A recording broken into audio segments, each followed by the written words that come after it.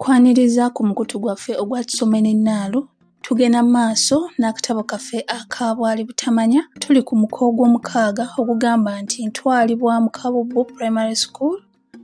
Nze akakusomera nze Nnalubwa Mabayani. Era omuko gugenda bwe guti. Mu birungi ebingi abazadde bye balondamu okuwa abaana baabwe, nze abange bannonderamu kyakuntwala mu ssomero. Bantwala mu 1940 nga mpeza emyaka 9. Natwalibwa mu ssomero eriyitibwa Kabubbu. Dadi yali ayagala kuntwalayo nga mpeza emyaka 7, naye amaka gaffe nga bwe gaali ewala n'essomero mayiro 3, abasomesa baamuwa amagezi antwale nga nzijuzza emyaka 9.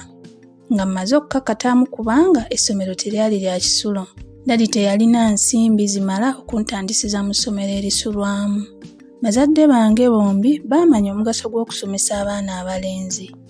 Baamanyanga essomero eddungi liyinza okwongera ku magezi g'omuntu amazaale. Kyokka simanyi oba baamanya nga liyinza n'okumuyamba okwewandiikako ebya swakaba n'okubiwandiika ku bantu abalala nga nze bwe ntera okukola. Lwe nasulirira okugenda ku ssomero nasula seebase olw'essanyu nga neesunga okufuna abalenzi bannange ab'okuzannyanga nabo. Dadi ye yantwala ku kagaali okuntuusa mu ssomero. Omukulu w'essomero twamusanga mu ofiisi ye ng'alinamu n'abaana abalala 3 nga nabo bali ne bakitaabwe.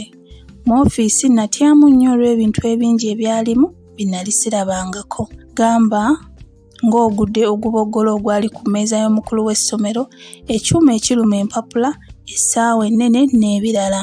Omukulu w'essomero yalina bugaalubindi ku maaso bwe yatunuulirangamu kibundaaza. Akalowoozi ke kaali ng'ak'omukazi, enviiri zaali zimusunsumadde ku mutwe. Ettaayi gye yali asibye yali yeeranze ng'olufuvu ate nga nkadde nnyo. Essaati ye yali egubye ku kitogi ne ku mikono. Bwe yamala okutulamusa, Dadi n'amugamba nti, "Ssebo, ndeese omulenzi ono mmuwe amagezi." Omukulu w'essomero yamuddamu nti, "Ffe wano tetufuka magezi mu mwana nga bwe bafuka omwenge. Mu kita, omwana tumuyamba buyambi okwongera ku magezi ge amazaale." Bwe yamala okwogera ebyo n'ayita omulenzi omu eyali wabweru n'amugamba nti, "Twala omwana oyo mu kibiina awandiikibwe." Dadi yaleka bantwala mu kibiina n'addayo. Nawulira bubi nnyo nga ndaba ndeka mu bantu be nnali simanyi. Mu kibiina nasangamu abaana nga 3 nga bakuba emmeeza. Mu bo bwe nawulira eyagamba banne nti, "Akalenzi akalala kako kazze kokka. Bwe tunaafuluma nga nkayisaamu olugaayo." Bye twakola ku olwo lwe bampandiika sibijjukira. Mu nnaku entono ezaddirira omusomo gwatandika okubumbujja. Ekyasooka okunnyiga mu ssomero y'enjala, anti tebaatuwanga kyamisana. Abaana abaabanga n'ensimbi beeguliranga ebinyeebwa, kabalagala, ffene ne basiibirira ebyo.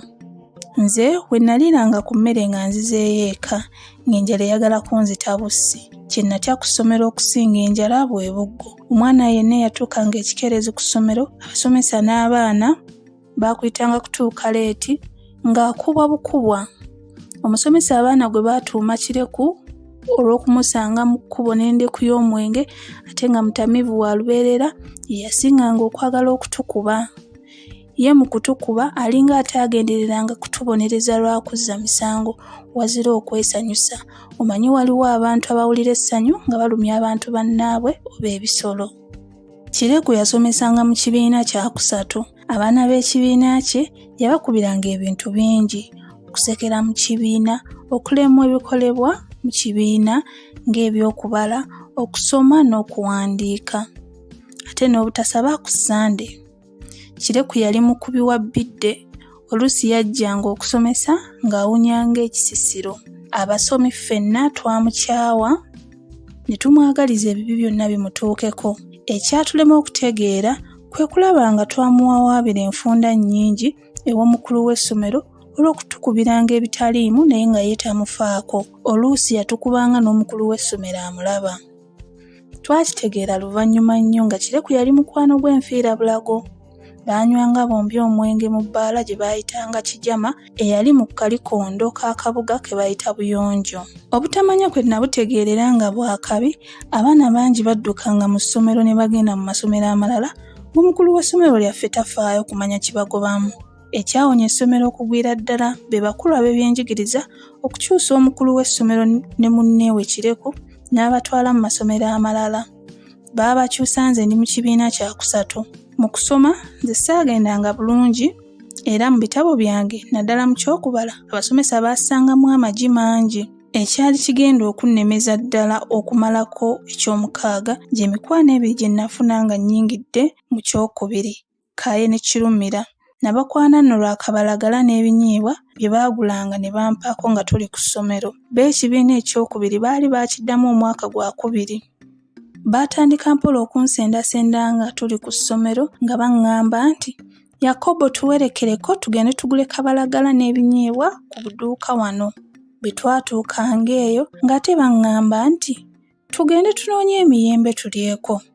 Essaawa nga bw'eterina gwerinda baalabanga obudde obw'okudda mu kibiina okusoma butuyiseeko nga baŋŋamba nti, Yakobo bw'onoddayo mu kibiina Kireku ajja kukusabula obuggo ne nnyoko omuyite.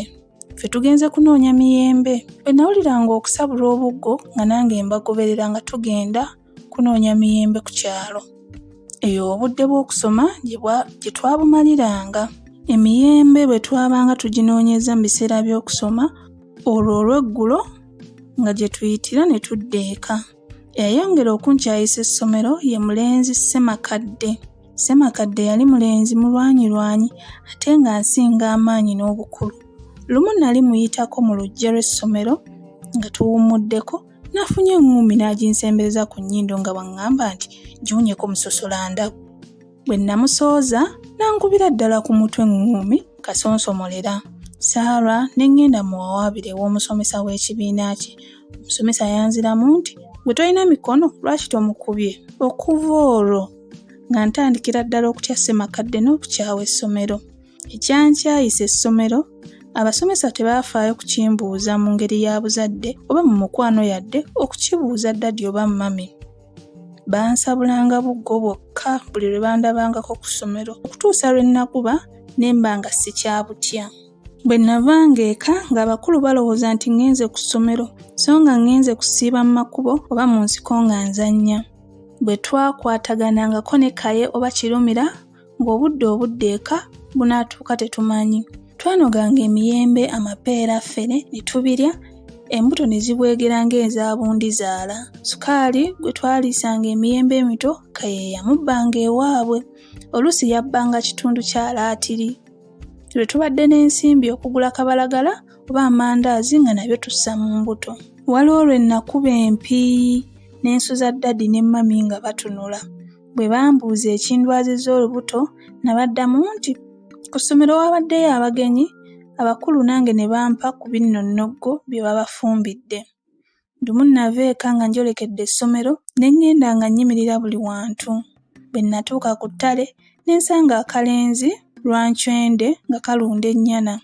Nali nkayitako ne kaŋŋamba nti, kalenzi gwe nkukutte ekigwo. Bannange mbabuulire ku nsi tekuli ayagala kunyoomebwa mu ngeri yonna, kubanga newankubadde Ssemakadde yali anfudde enva ze ku ssomero naye lwancwende saayagala nkube entiisa. Namugamba nti, jangu bwe nnaalemererwa nnaata.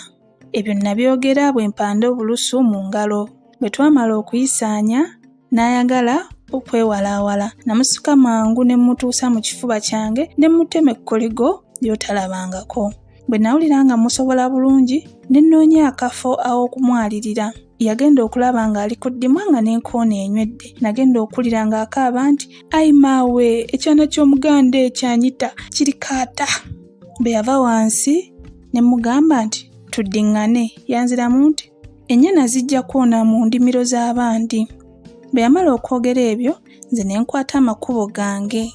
Nga bwe bagamba nti omukwano guva mu ngabo, mu nnaku ezaddirira bwe namusanganga ng'alunda ennyana nga mpita ne tumala okuzannyamu. Yampanga ne ku mirondo gye yabanga asimye n'endyako.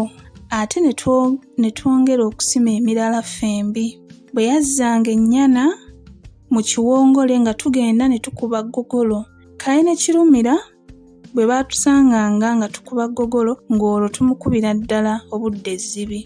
Lwali lumu omusajja omukulu eyayitibwanga Kikomeko n'atuyitako nga tulunda ennyana ne lwancwende. Kikomeko yali mukwano nnyo gwa Daddy. Bwe yakomawo okuva gye yali agenze yasanga ate tuzze ku ggogolo tukuba. Yatuyitako nga atatulabye n'agenda ewuwe. Ewuwe yawunyayo buwunyi n'ajja ewaffe. Yasanga nange nakatuuka nga ndi ku mmere gye baali banterekedde. Ate nze asiiba enjala ku ssomero. Olwamala okumulamusa n'agamba Daddy nti omwana waffe nno ajja kwonooneka. Asiiba na balaalo ng'alunda nte n'akukuba ggogolo. Daddy bwe yambuuza ebyokulunda ente n'okukuba ggogolo ne mbyegaana. Ne mugamba nti Daddy, nze buli lunaku mbeera ku ssomero nga nsoma ate kale nsobola ntya okudda mu nte okulunda? Kikomeko kye yava amugamba nti mugamba akulage empale gy'abaddemu. Empale bwe nagireeta nga tebalabamu ttaka. Fulo ye yakkantyabira n'agamba Daddy nti ayinayo endala gy'akwese mu buliri. Daddy teyalwa n'agiggyayo. Yagenda okugitunulako ng'ettaka erigiriko limalawo endebe z'amazzi nga 2 okulyozaamu. Kyeyava ngamba nti enkya nzija kukutwala ku ssomero abasomesa bantegeeze oba ng'otuukayo. Enkeera twabukeereza nkokola tugenda ku ssomero. Bwe twatuuka mu ofiisi y'omukulu w'essomero, Daddy n'amubuuza ebifa ku kusoma kwange. Ko omukulu w'essomero nti ebifa ku kusoma kw'omwana wo omusomesa w'ekibiina mwali yasinga okubimanya. Kamuwandiikira mpereza ekitabo mwayitira abaana ndabe obunyiikivu oba obugayavu bw'omwana wo. Olutabo omwayitirwanga amannya baalutuusa mangu. Omukulu w'essomero yagenda okulukeberamu ng'alaba waliwo wiiki emu ey'emabega omusomesa w'ekibiina gy'ataatonnyeza baana, naye ate ng'eyo gye twalimu yo ntonnyeze, era nga n'olunaku mwami Kikomeko lwe yagamba nti nalumala mu kulunda nte nakukuba ggogolo nalusoma. Waliwo n'ennaku endala nnyingi ezambalirwa okuba mu kibiina so nga ssaabangamu. Ekyo kyali kyama kyaffe abasomi, naye kyawagirwanga n'obugayavu bw'abasomesa abamu. Abaana baalina omuze ogw'okwitabira bannaabwe abataliiwo. Omusomesa gwe yayitanga nti gundi nga baddamu nti pulezenti sa. Abasomesa abamu tebaafangayo kutunula ku mwana ayitabye. Bwe baawuliranga pulezenti nga bagenda mu maaso okuyita mulala. Ekyo kye kyannyamba okutonnyezebwa ng'eyasoma olunaku olwo omukulu Kikomeko lwe yagamba nti saalusoma. Omukulu w'essomero yagamba Daddy nti abasomesa bamutegeeza nti ndi mugayavu mu kusoma, kyokka naye ebigambo byamusobera ku olwo. N'akambuwalira kireku olw'okumala wiiki nnamba nga tayita baana. Yanenya ne Daddy olw'okumutwalira ebigambo by'obulimba, so nno naye yali asaana kwenenya ennyo olw'okulagajjalira okukebera buli wiiki ebitabo ebiyitibwamu abaana. Ne Daddy gwamusinga butakolagananga n'abasomesa, naddala omukulu w'essomero n'ow'ekibiina mwe nnali.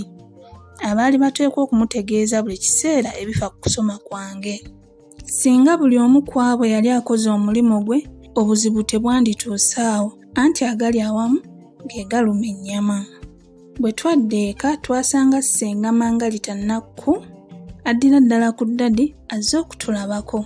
Mu kiro ekyo Daddy ne ssenga lwe baateesa ne bakkiriziganya okunzija mu Kabubbu bantwale mu ssomero eddala eriyitibwa Mirembe. Baalaba nga nsaana okusoma nga nsula kumpi n'essomero. Baavumbula era ng'essomero mwe nnali lyalimu abasomesa abagayaavu bangi ate nga nabo balabira ku mukulu wa ssomero. Ssenga ye yasooka n'okuleeta ekirowoozo ky'okuntwala ewuwe nsome nga nva mu maka ge kubanga gaali mu bbanga lya kitundu kya mayiro okuva ku ssomero. Yagamba Daddy nti bw'anaddayo nga byonna bitegeeza bba nga bansabira ekifo mu Mirembe. Omuko yakkiriza mangu okunsuza mu maka ge. Ekifo nakyo nakifuna mangu mu Mirembe Primary School. Omukulu wa Kabubbu Primary School yampa ebbaluwa gye natwalira mukulu munne mu Mirembe Primary School. Omuko gw'omukaga we gutyo we gukomye. Bwe wali osoma kiki gwe kyojjukira kye wakolako ng'osoma? Ki kye bakkubira ekyo ky'otaalina musango oba nga walina omusango? Nze nzijukira nali nsoma Kawempe. Kati ekyaddala nange ekyanzija ku ssomero nga bakuba ti nga ntoloka ne ngenda mu mizannyo gyange nengera ng'obudde nali nsomera ku Mbogo. Kati nga ntoloka nengera ng'obudde bwakuddayo eka ne ndyoka ntuuka ewaka.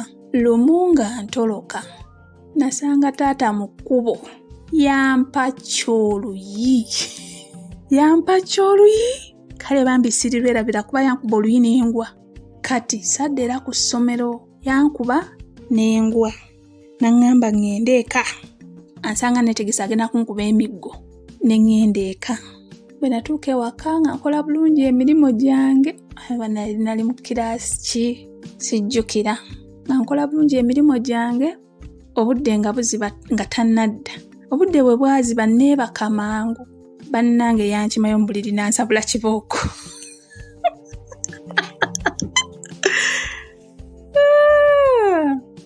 Omukolo gw'omusanvu gugamba nti nnyingira mu Mirembe Primary School.